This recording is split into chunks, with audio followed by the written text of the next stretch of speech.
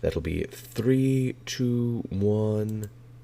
And hello, and welcome everyone to the Solicitation Station. We are pulling on in to the station. I don't quite have a thing to start this up yet, but thank you all for joining us on this lovely Thursday night. Again, I don't really have a schedule for these shows. I just kind of go whenever the mood strikes me, and it struck me right now to do so. Both DC and Marvel put out their solicitations, so I figure, hey, let's all get together, let's have a little show, and let's discuss what we got coming to us for the month of July 2019. Got everyone coming in on here. Thank you, Akid Drogo. That's very nice of you to say. I really appreciate that.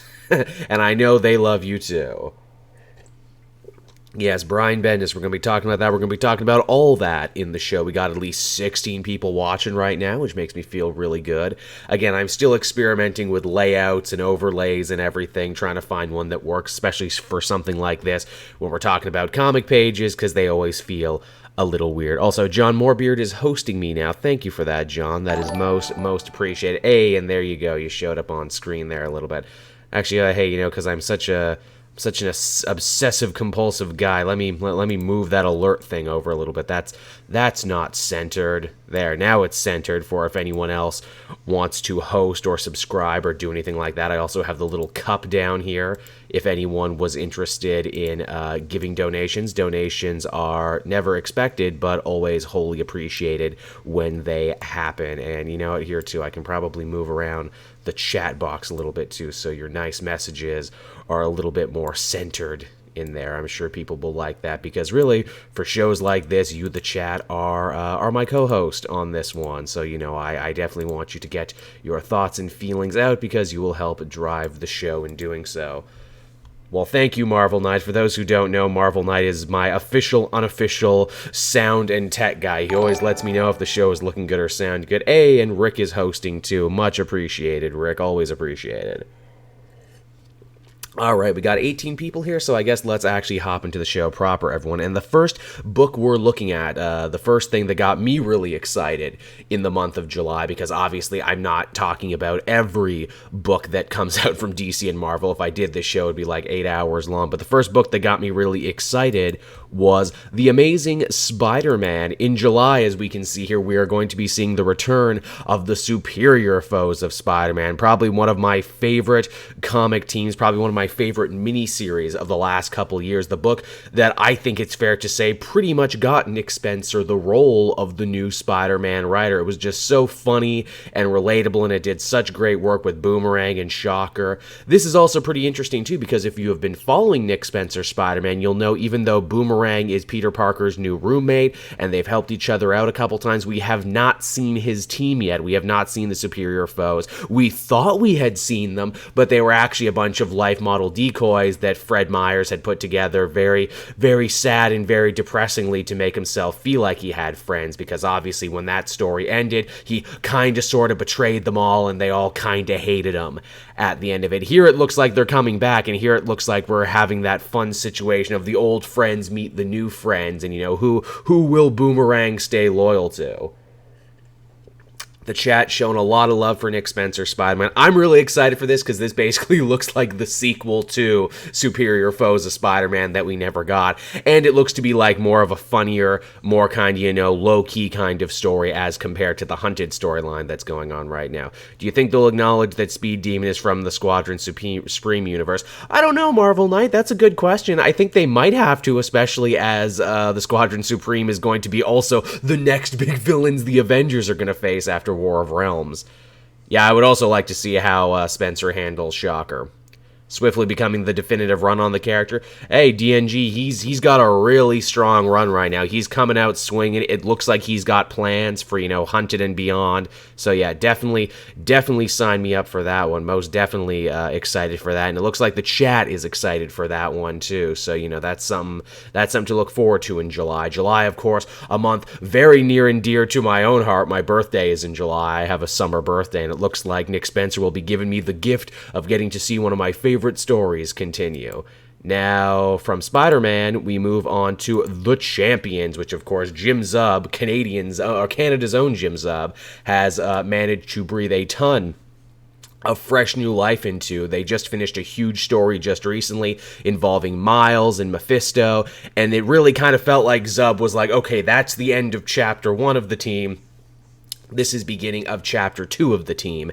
And one of the interesting things that he's picking up on is how in the pages of Infinity, when they were doing their big crossover, Sam Alexander lost his Black Nova helmet, the newly reformed Nova Corps. They took it away from him, and he's been struggling to try and find his place in this team of young heroes without any powers. They say they still want him there, that he's an important member of the team, and he's basically become like, he became their driver, he became their valet. He flew the very G.I. Joe-inspired Champions jet. But at the end of the previous story, he actually teamed up with one of his old villains, Kelisandra, or I cannot remember for the life of me what she was called. But so he's teaming up with her now because her thing is she wants to kill Nova, who shamed her. But the only problem is he's not Nova anymore, so he's actually teaming up with one of his old villains to try and steal his helmet back from the Nova Corps to try and become Nova again, and I think that's actually a really cool setup for a story. Yeah, Relk, you're not wrong with that. Yeah, with all the tech people on the team, you think they could have made him a suit of armor. You're not wrong. Then again, I guess after being a Nova, nothing will compare, and you don't want to be considered like a third-rate Iron Man. Yeah, I agree, DNG. Are we emotionally prepared for what Jim Zub is going to do to that team? It's funny you should say that. When I got to talk to him in Philadelphia, for the PhillyCon that I covered. In fact, I'm actually trying very hard to get Jim Zub on the podcast in the next little bit. He actually spoke in great detail of being like, just because they're kids, I'm not going to have them be, dealing with Powder Puff Kid problems. I'm going to be throwing adult curveballs at them. And boy, has he been good to his word on this one. And I really like this morally gray idea of, is it right for Sam to rob the Nova Corps, the Corps that he's part of but not really part of because he's always kind of an outsider.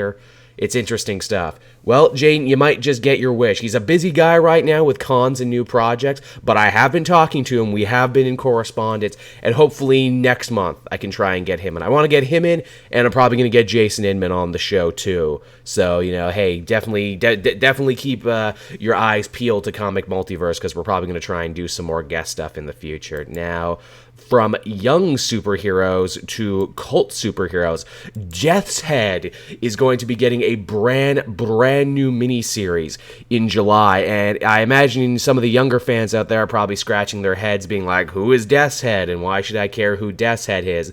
Death's Head is a really weird and wonderful character. He's a holdover from the now long defunct Marvel UK. But Marvel UK actually had a series of rather interesting titles back when they had licenses. They had the Doctor Who license, and they had the Transformers license, and Death's Head was a character who showed up in both.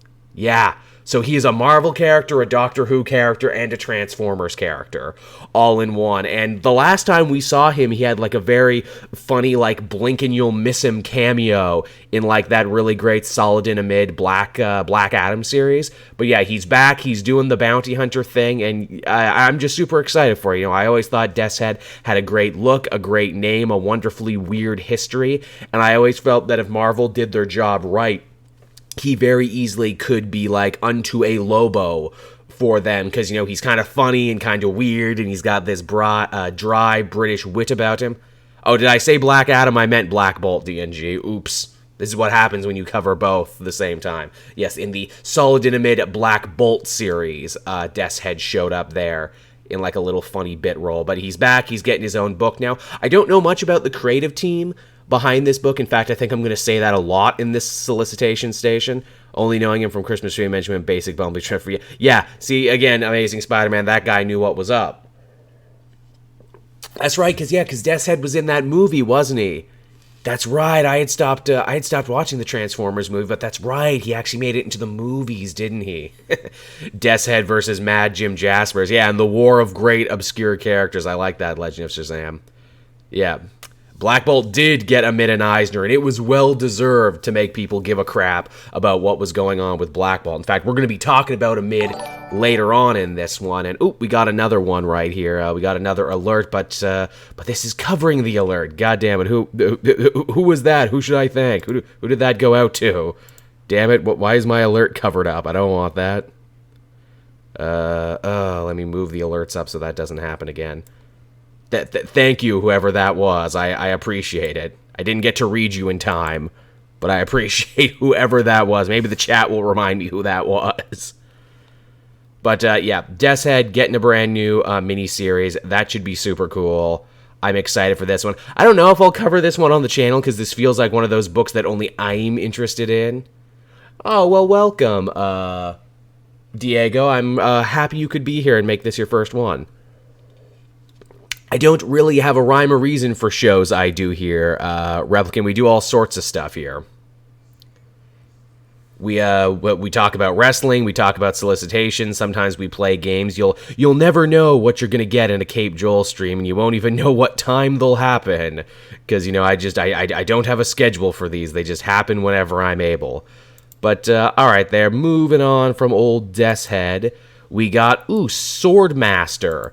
Now, this is kind of a weird one. I get the feeling a lot of people haven't heard about Swordmaster or what the deal is here. Basically, Greg Pak and a bunch of other really interesting Marvel talent are getting together to try and launch a bunch of brand new Asian-themed superheroes for the Asian market. Hilariously, I just talked about Death's Head, a character who came from Marvel UK. Basically, it's the same premise. It's the, hey, we, the Asian market loves superheroes. We make a lot of superheroes. Why don't we try and make some unique ones for the Asian market? And if they're really popular, they can cross over, and we'll see where it goes from there. The cover does look rad. It doesn't look like anything Marvel is putting out right now. They have like a real unique artistic flair here to appeal to a more Asian audience, and I wonder if that will also appeal to more of like a Western audience that kind of likes the more anime type aesthetic that they're laying down here. This is just one of like several new books that they're doing. Oh, I had no idea, Akin Drago, that you were. Well, there you go. I'm glad you can feel a little bit of representation here. In fact, Marvel is upping their Asian representation all over the place. They got this. They got the new Agents of Atlas team. They're probably going to have a new Fists of Kung Fu book soon to coincide with the new Shang-Chi movie, as everyone's saying. Yeah, exactly. A Pak Shang-Chi book is bound to happen after this month's solicitation. It's really only a matter of time. In fact, I think they said these books are going to get some Marvel cameos, and if I had to put money on it, probably going to be Shang-Chi. So it probably helps. So this is both a good business move and good creatively, because they're putting a good team on it. You know, not everything that is done for money has to be a heartless cash grab. Sometimes you can kill two birds with one stone.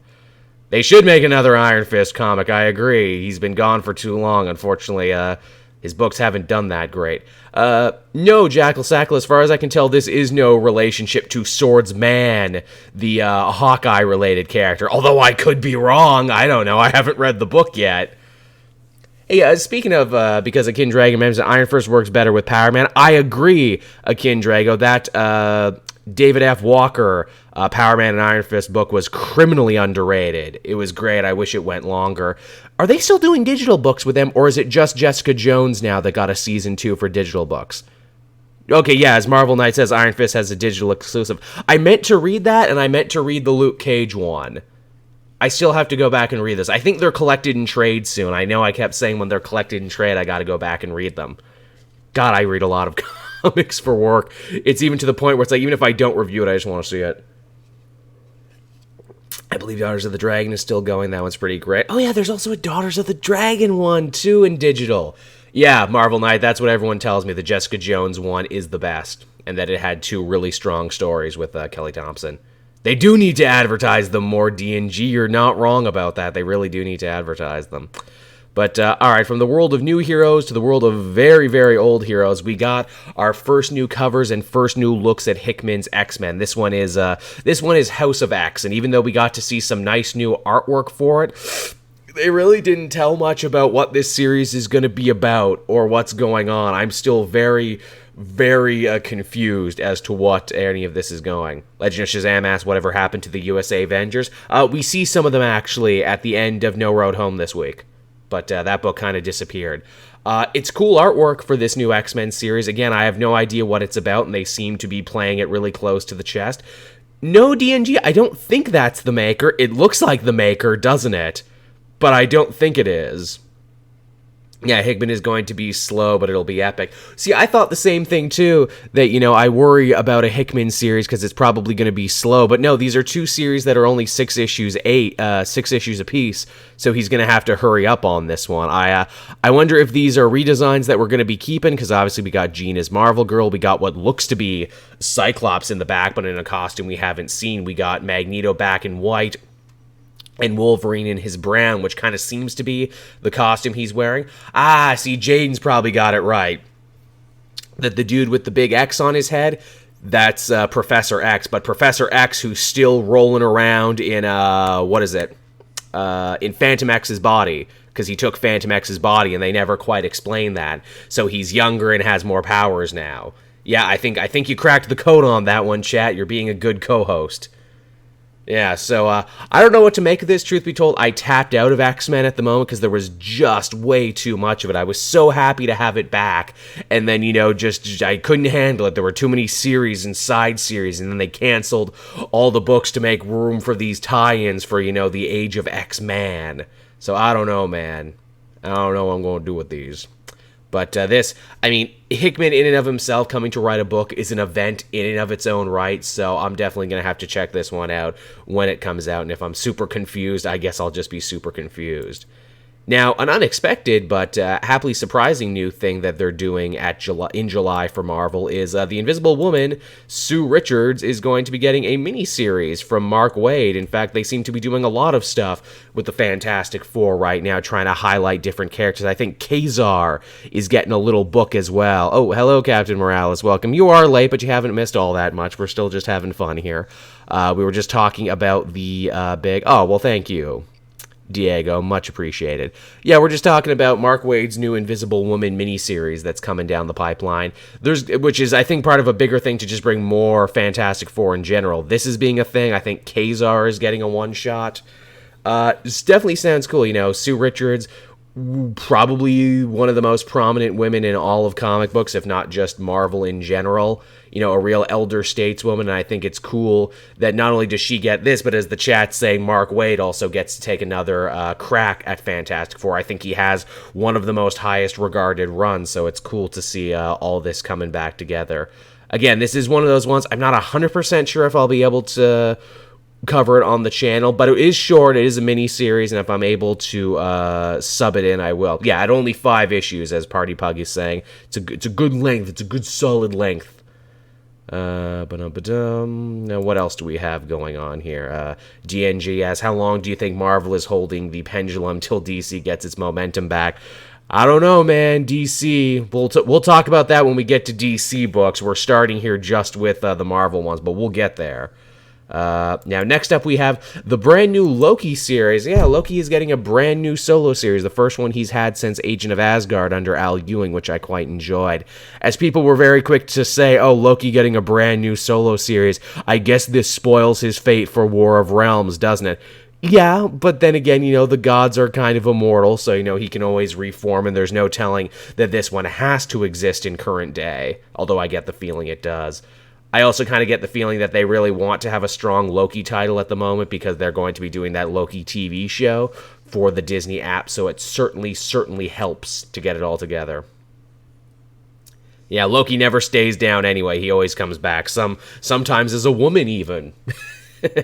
Can't keep a good trickster down. Once again, I don't know much about the creative team behind this one, but I like getting to read new voices, so, should be good. And, I think Loki is a great character because you can put him in any situations, and it always kind of works.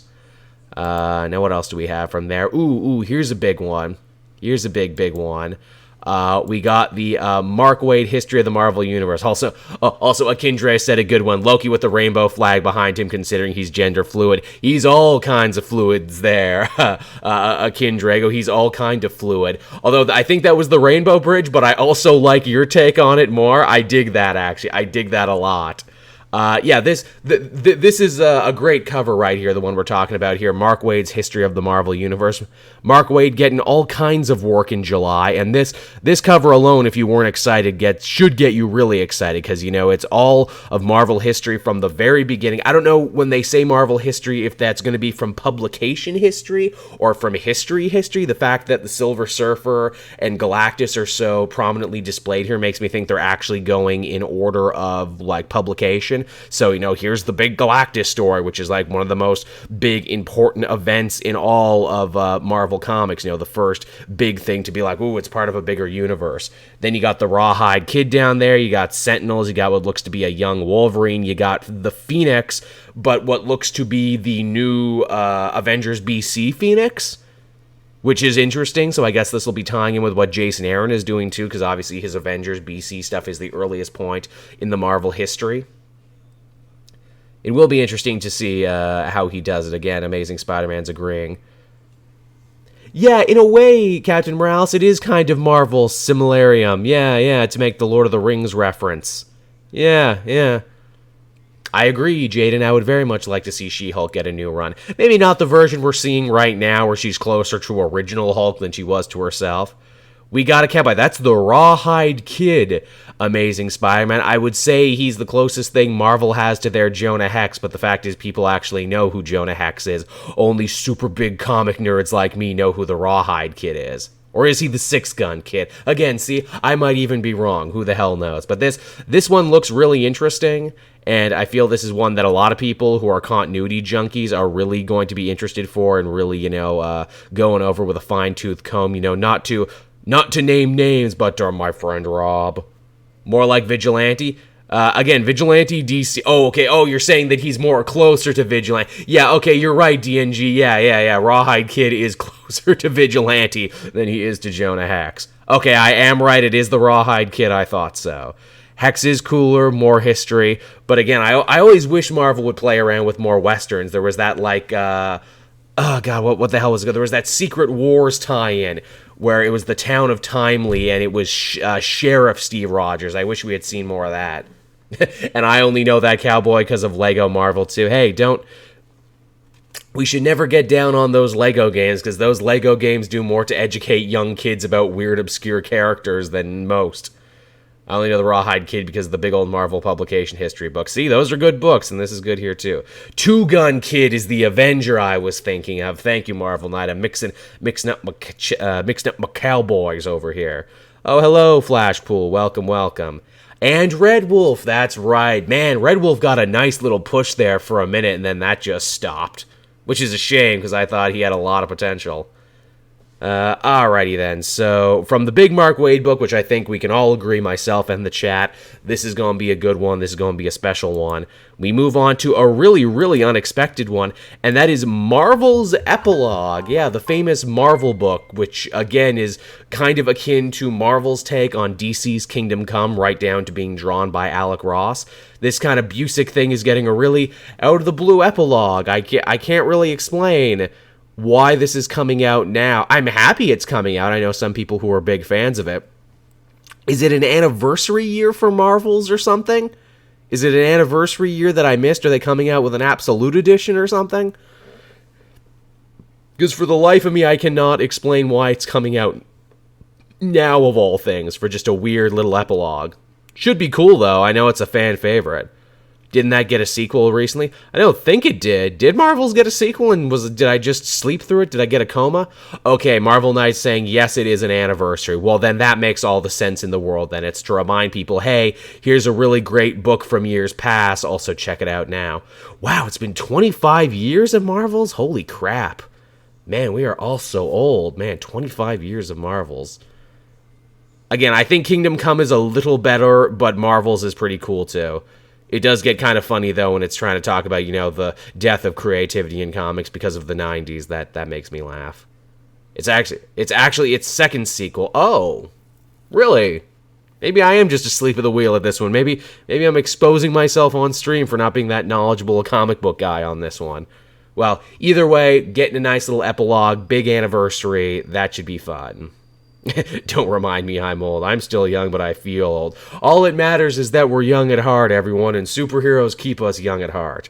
That's right, the first sequel, the one that didn't have Ross, which is the one why people don't remember it, because if it doesn't have Alex Ross, what's the point of it then? It's half the selling point is the cool artwork.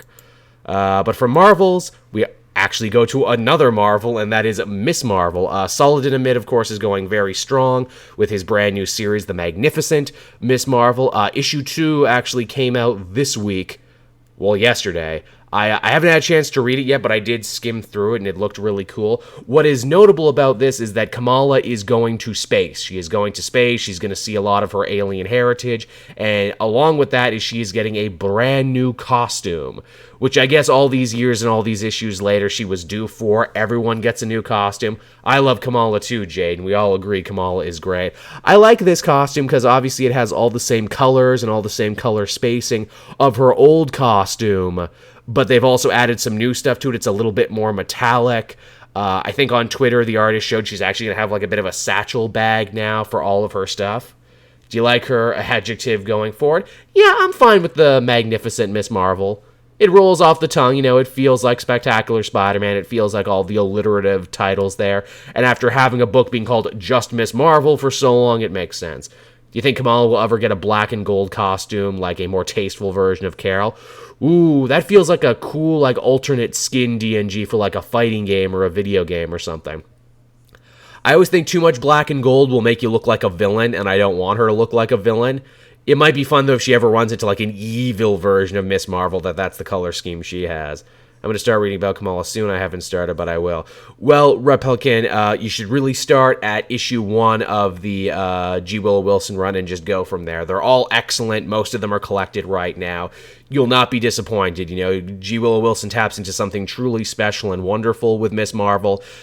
I'm sure I felt reading these now the way kids in the 60s felt reading, like, the Lee Ditko Spider-Mans. It really gets the youth of today. And, again, Saladin Ahmed taking her into some really interesting directions. I wonder taking the character to space in a more cosmic direction will help him, kind of hook back up to themes and ideas he was playing with in the Black Bolt book.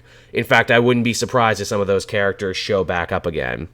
Oh, we're getting a bunch of new people into the chat, too. Hello, Cave House Games. Hello, DJ FNS, Tommy, FNS2. Ooh, so many people.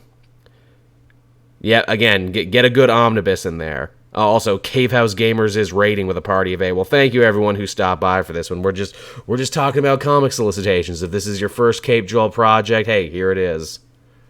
It's a good reason, KT, to have Marvel Unlimited. You're not wrong.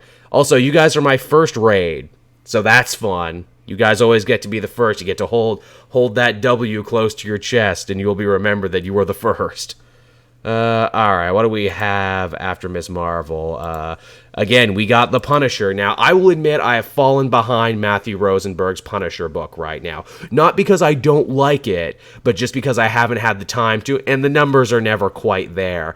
I know Matt has been loving it to death. If you listen to the Comic Multiverse podcast, he has been talking about this story to no end.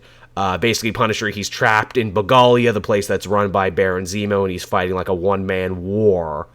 What's cool about this is that, it's like, where's he going to go next? Oh, at 52 NC Red Walrus is now falling. Well, thank you, Walrus. What's cool about this is, the idea of, like, once the Punisher has taken down an entire nation, where is he going to go next for a story? And the answer is, obviously, he's going to have to go back to New York, and he's going to have to deal with the Kingpin, who is now mayor of New York, if you've been reading your Daredevil. This I'm very excited for, because Matthew Rosenberg wrote the criminally underrated Kingpin miniseries from a couple years back, which was like one of my favorite books that year. It was an excellent crime story, really got into the psychology of Wilson Fisk, and it kind of felt like it got finished prematurely. Like, it felt like he had way more story to tell, but didn't get to tell it, and maybe here he will. Maybe in this Punisher story, Matthew Rosenberg will get to wrap up that story. I also wonder if Kingpin's, like, secretary, his journalist friend, is going to come back in this. The woman who he was kind of in love with, kind of not. They had a weird, like, abusive relationship. I'd really like to see her again, because it kind of looked like, at the end of that miniseries, Kingpin had kind of, like, groomed this woman to be, like, the new Vanessa, and I'd kind of like to see where that goes. But yeah, this is going to be good. As the Punisher, brilliant. Alrighty then. Oh, DJ Stitch now is following. Well, thank you, DJ Stitch Jones. Always appreciated. Hope you enjoyed the comic talk. Amazing Spider-Man should be interesting to see since Zdarsky just had Punisher and Daredevil and Kingpin in the main baddie of the book too. Yeah, they're getting a lot of mileage out of Kingpin as mayor of New York City. It took a while for them to get there, but they're getting there. And he's doing a lot of interesting stuff now, you know, trying to turn the heroes against each other. Just, it always makes a lot of sense to have a villainous authority figure. For those who follow wrestling, that's basically what they're doing. Surprised he hasn't been taken down yet. Yeah, Relk, I guess a lot of the heroes have just been really, really busy, you know, with all these other cosmic threats and wars of realms to, you know, figure that one of the worst, you know, traditional criminals has become mayor of New York. Does Disney Marvel forbid Max because I missed Punisher Max? Nah, you know, that Max has had its day. You know, Diego, it's had its day. I think a lot of people would like to see it return at some point, and maybe it will. I think a lot of the problem with Max, and especially Punisher Max, is how do you even top that? That's the real problem. I know Jason Aaron did a kind of pseudo-sequel to Garth Ennis's Punisher Max, and it was pretty good. But even still, it's like, how do you top that? So where does Wu-Tang Clan come out with the gats? Almost certainly, Zwil Bros, almost certainly that will happen, because this is a Punisher story, and Punisher just squeezes gats all up in there, all over the place, every day. If JJ can be mayor, Kingpin can be mayor too. Boy, can he. Now, with that out of the way, again, I mentioned War of Realms. Well, we talk about another book that comes from the fallout of the War of Realms, and that is Valkyrie, #1. Now, again, not to toot my own horn and not to talk about how great I am and how I can see the future, but I totally called Jane Foster becoming the new Valkyrie in a podcast a while ago, because really, why would Marvel out of the blue decide, hey, we're going to do a Valkyrie book now, unless they had a very specific reason to doing it. And also, hey, Trappy just joined the chat. Hello, Trappy. Welcome. Glad you could make it to this one. What I find really interesting about Jane Foster becoming Valkyrie, which they have signposted the hell out of in the Thor books and everything else, is that, as you'll notice in this picture, she doesn't have a hammer. She doesn't have a hammer. And, well, Jaden, you get your wish. Jason Aaron is definitely writing this book, and Al Ewing is helping him. So you know it's going to have the Aaron stamp of approval, and it's going to carry on from the greatness that is his run. But, yeah, so she's going to be Valkyrie. She's got wings. She doesn't have a horse. She's got this cool kind of energy weapon makeup, but no hammer. Which is weird, because they kind of seek to imply that maybe Jane was going to go looking for the ultimate hammer that War Thor was using. We still might see the ultimate Mjolnir in War of Realms. In fact, I think we have to see that. But it's strange that they didn't just give it to her. Also, another thing I like about this artwork, and something that I think a lot of people aren't really considering, is that when she was Thor, she had a full face covering mask, and that is because one of the things about that story was she had to hide her identity, because Odin didn't like that she had the hammer. She was kind of basically being an outlaw to Asgard at the time. Here in this new costume, same helmet, but she can show her face now. She can actually show her face now, so she's owning this identity, and I think that's really cool. Also, man, talk about a lot of Valkyrie love in general. You know, Broomhilda got to make a big last stand there in War of Realms. You got the Tessa Thompson version in Exiles, and now you got this version here. But that's pretty cool. So, what else do we got going on here? After this one, we got... here's a fun-looking one. For July, you know Marvel loves their verses. Usually it's Deadpool doing their verses, but now we have this one. It's going to be Blade versus Wolverine for July. And I gotta say, kind of unexpected, but man, is going to be cool. I just am happy that Blade gets to be in more things. I feel he's one of those characters that Marvel is really, really underrepresenting because he's so cool. But then again, I guess Marvel doesn't really know what to do with their magic and paranormal scene, so it makes sense. But yeah, I think this is such a cool idea. I think this is going to be a cool book. What's kind of funny, too, is that Wolverine here, he's wearing kind of like his X-Factor, his like gray X-Factor suit, where everywhere else he's kind of gone back to wearing the brown suit. So I don't know if this means something. Maybe this isn't Wolverine. Maybe this is someone different. Who knows? Oh, Party Pug, I feel like I should know who's writing this one. I do not remember who is writing this one. Yes, thank you, X-Force, not X-Factor. Thank you, Marvel Knight, for the correction. Yeah, I want this as a poster too, Flash. Well, Guggenheim, that's right, Ralph. Mark Guggenheim is writing it, who, of course, you know from all the television shows and everything else he's worked on. He's writing this too. He's a pretty workman comic writer, and even if he wasn't, I think it's hard not to screw this up. I mean, come on, it's Blade versus Wolverine. What's not to love about Blade versus Wolverine? Alrighty then. So after that one, not much to say about this one. It's just cool.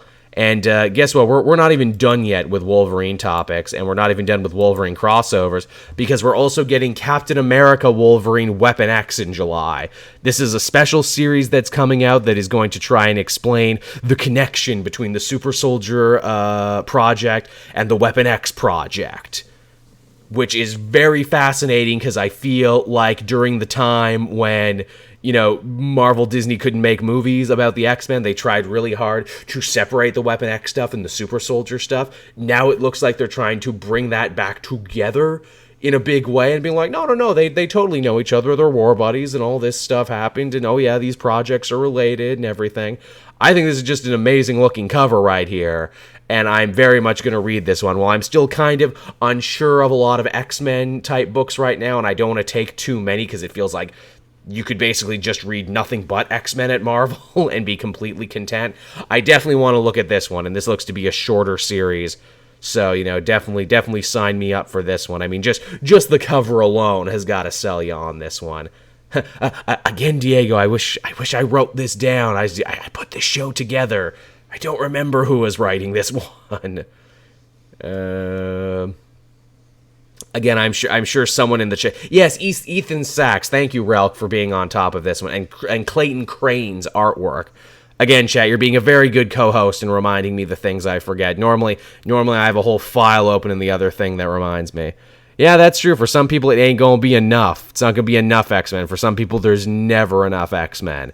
And I can't blame you, because you people have been underserved for so long, but now it finally seems that Marvel is remembering that, hey, X-Men existed, maybe should be a bigger part of the universe, and all it took was a major studio acquisition, so good on them for that.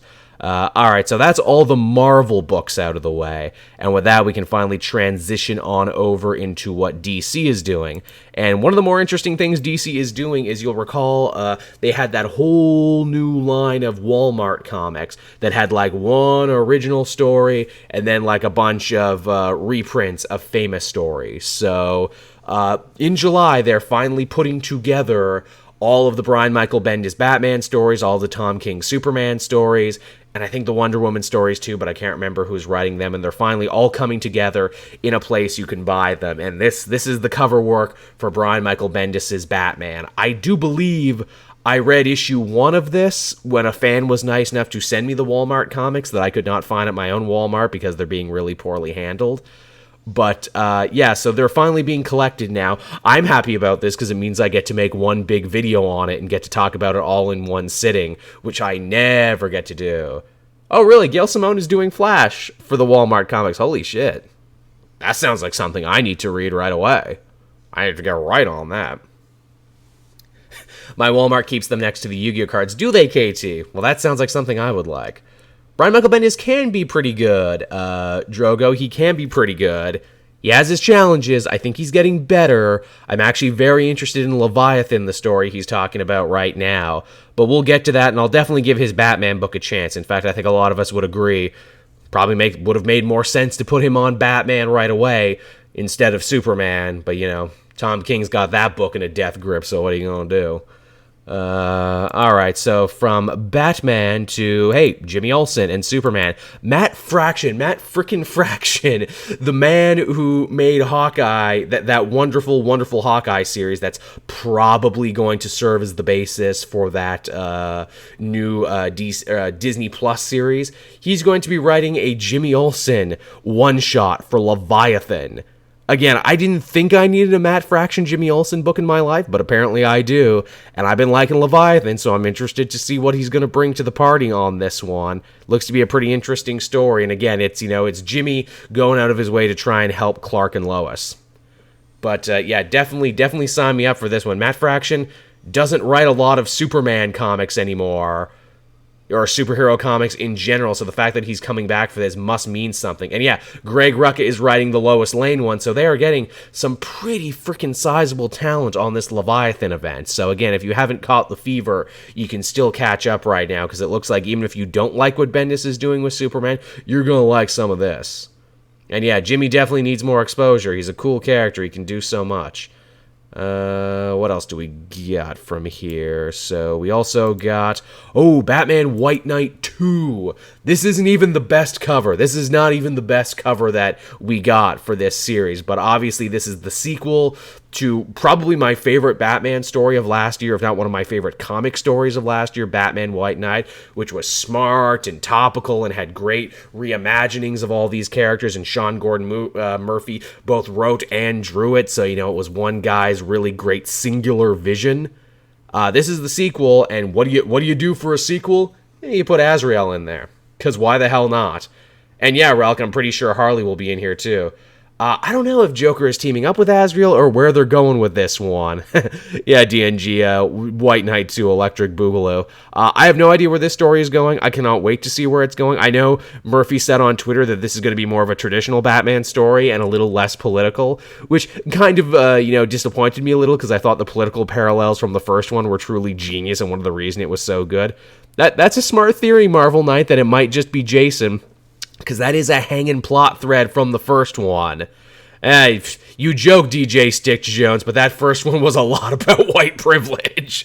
That basically could have been the subtitle, and you wouldn't have been wrong. But no, this is good shit. I'm really interested in this one. I can't wait to see where they're going with this one. Yeah, exactly, Amazing Spider-Man. How are they going to pick up the fact that Batman quit at the end of the original White Knight? Well, that's probably where they're going to go from it. He quit, Azrael shows up to try and fill the void, and he's a lot worse, and, Batman is going to try to get in there. I'm glad you like the art, DJ Stitch. This isn't even the best, cover. There's a great cover. It's Azrael with his flaming sword. I wish I could have grabbed that one, but that one wasn't the right file composition. But definitely Google that one, because that one looks amazing, and this story looks amazing, and I can't believe it's already coming out in July. I'm very, very much excited for it. Alright, so from one Batman story to another Batman story, we got Tom King's City of Bane is going to be starting in July. I think this is like 74, 75 or something. I don't love Tom King's Batman, as I've shown. I think it's a little trite. I think a lot of his revelations aren't nearly as smart as he seems to think they are. I think he forgets basic stuff, but man, this is a cool-ass cover. It's a cool-ass cover, I cannot deny. Also, apparently Flashpoint Batman was supposed to be on this cover, but they took him out at the last second, which kind of makes me scratch my head and wonder. Also, we got the Joker here. We got Penguin here, which is weird to see Penguin on Bane's side when there was the whole thing of Penguin betraying Bane to Batman. Also, the Psycho Pirate is up there, who Psycho Pirate was important, but then stopped being important. I don't know, man. I don't know. This also is going to be tying into the bigger Year of the Villain thing that's going to be starting around Free Comic Book Day. So it's weird, because Bane, I always thought was one of my favorite villains and one I always wish got used more. And, I loved him in Secret Six. And this is kind of my monkey's paw wish, is that I got what I wanted, and that Bane was a big overarching Batman villain, but it was like in the one Batman book coming out right now that I don't like. So, Tom King making me pay for it, but I don't know, man. Maybe I'm missing out on something. Maybe there'll be an amazing, conclusion to this 100 issues in. Maybe he'll blow everyone's mind. Who the hell knows? Now, from there to a book I haven't talked about on the channel in a long, long time, and that is Deathstroke from Christopher Priest. I was really liking it, but, it was just so involved, and it was so layered, and, I feel like it was a book that you were meant to read in one solid run. I kept forgetting what happened from issue to issue, and the book didn't do a good job reminding you, so eventually I just ended up excising it from my pull list. Obviously, Deathstroke and the Teen Titans are going to have a big crossover soon, which I'm not that interested in, because I don't like glasses, darker, grittier Teen Titans. But one of the new things they're running with in July is that Deathstroke is going to be replaced by a brand new Deathstroke. A brand new guy is going to be taking it over, and we don't know who. It's a big mystery, which makes me think that maybe this is some kind of fresh jumping on point, or something they want to have be a fresh jumping on point.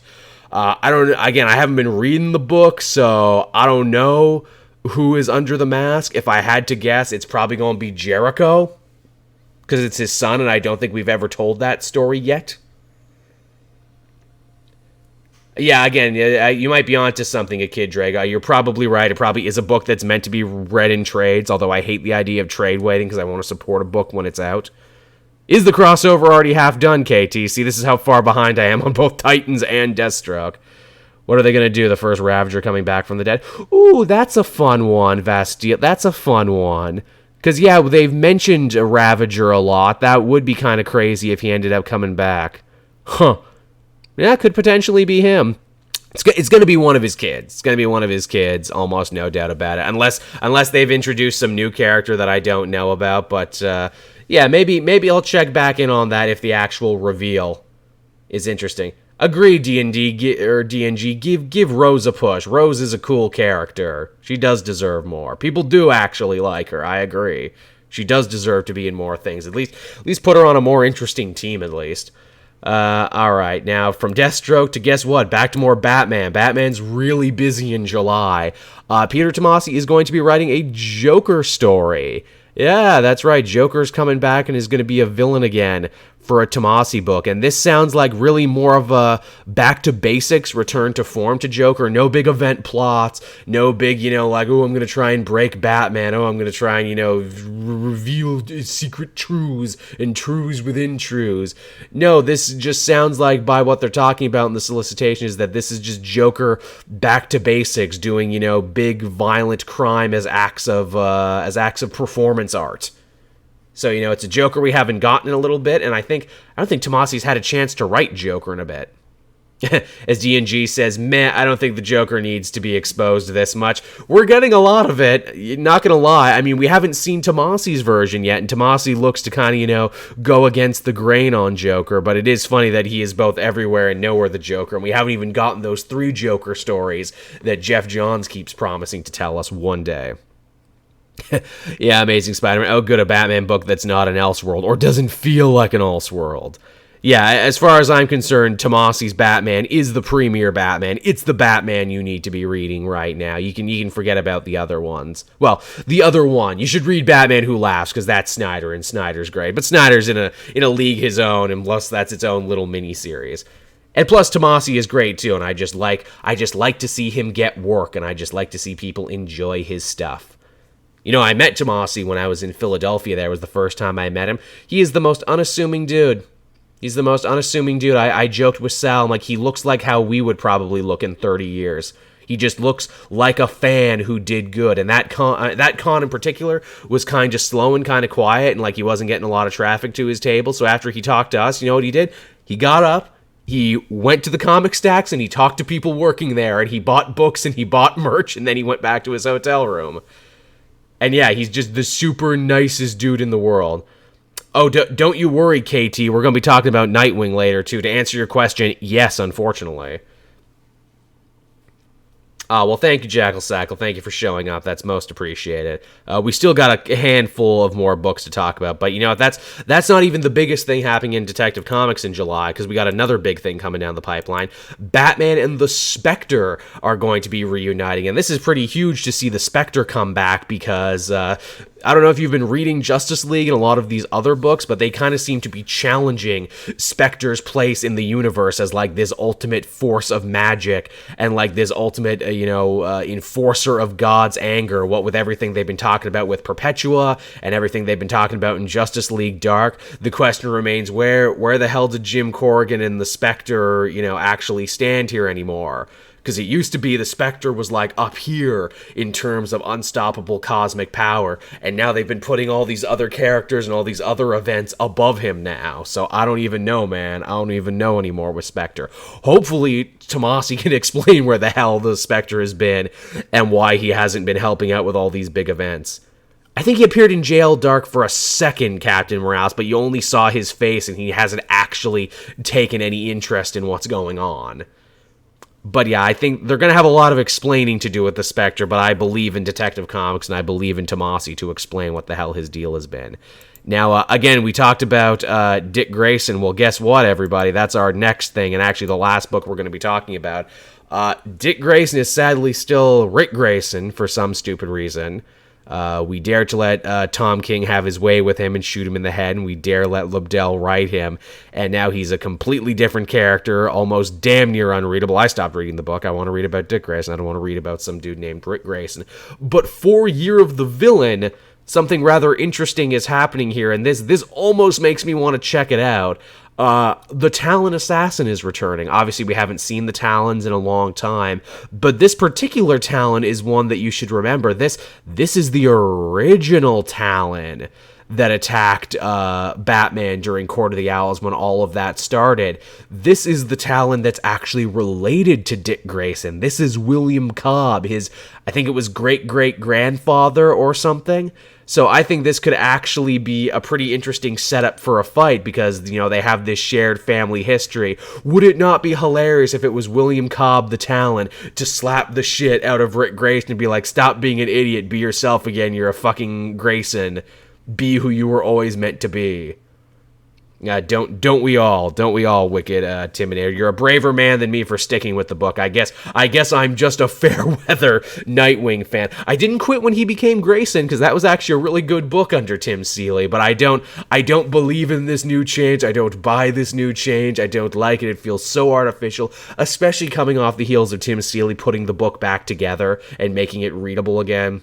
Just wasn't interested in him. Oh yeah, Flashpool. Rick Grayson is a thing and is still going on. And you'll know when it's not a thing when I start covering the book again. So until then, Rick Grayson is persona non grata on the Cape Joel channel. I will not be supporting this. I'm not going to say it's the worst story ever because I haven't read it, so I can't really say. I just didn't like it in practice and in concept. But yeah, with that, everyone, that is actually all the books from this solicitation for July that were fit to print, that were fit to talk about. Anything